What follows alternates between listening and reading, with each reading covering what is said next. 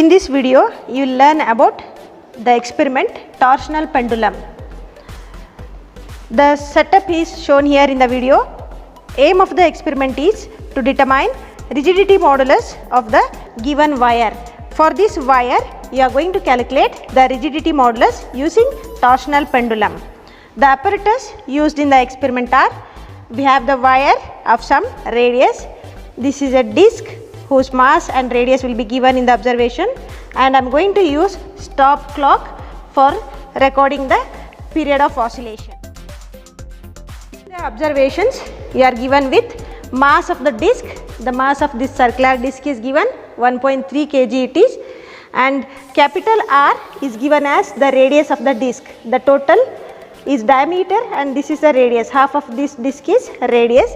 The radius of the disc is given in meter, 0.0697 meter, and then radius of the wire is small r. The radius of this wire is small r. It is given as 0.2 into 10 to the power minus 3 meter or 0.2 millimeter. Here we are using, this is brass wire having radius 0.2 into 10 to the power minus 3 meter or 0.2 millimeter. So we are going to do this experiment using two different lengths of the wire.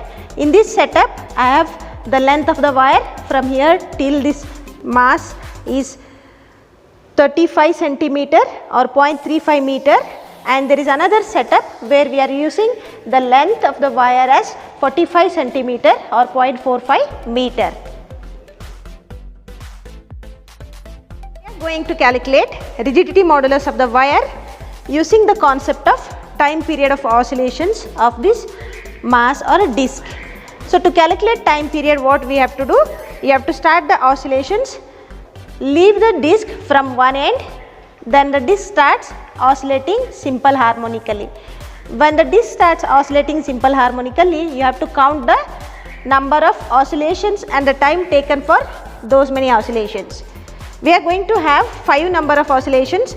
Once the disc leaves this end, start counting the time. You have to start your stopwatch.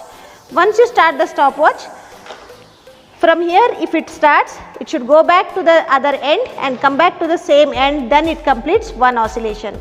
One oscillation is, if you are starting from this end, it should go to the other end, come back to the same end, then it is one oscillation. So we have to start the time for 5 such oscillations. You have to count the time.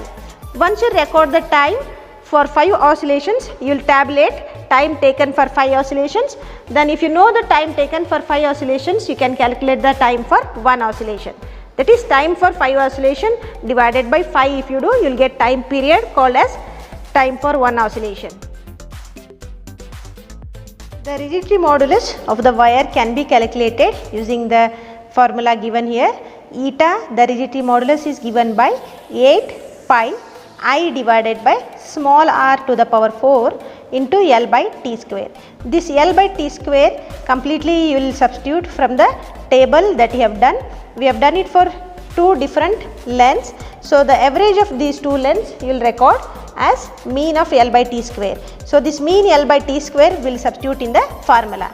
Then I here is called as the moment of inertia. Capital I here is moment of inertia, which is given by mr square by 2. M is the mass of the disc. It is given in the observation. Then capital R is the radius of the disc. Again it is given in the observation. Calculate moment of inertia, substitute in the rigidity modulus equation. Small r, it is the radius of the wire used. Then take to the power 4 of small r. Then calculate rigidity modulus. The unit for rigidity modulus is Newton per meter square. Now I have recorded the time for 5 oscillations with the length 35 centimeter or 0.35 meter. It took 86 seconds. I have recorded the time for 5 oscillations. Then you can calculate the time for 1 oscillation. It is called as time period. So how do you calculate time period? Time for 5 oscillations divided by number of oscillations. If you do, you will get time for 1 oscillation. Then take the square of time period. Then we will use this T square to calculate L by T square. L is the length of the wire, that is 0.35 divided by T square. We have calculated and tabulated here. Similarly, we will repeat the same for the length of the wire 45 centimeter or 0.45 meter. Time taken for 5 oscillations for this length is 100 seconds. I have written it here, and then I calculate the time period, that is time for one oscillation, time period square and L by T square. Once you get L by T square, we can calculate the rigidity modulus of the wire using the formula given. This is the calculation part. First we will calculate the moment of inertia, which is given by I is equal to m r square by 2. M is the mass of the disc in kg and r is the radius of the disc in meter. So r square is there, so it is kg meter square.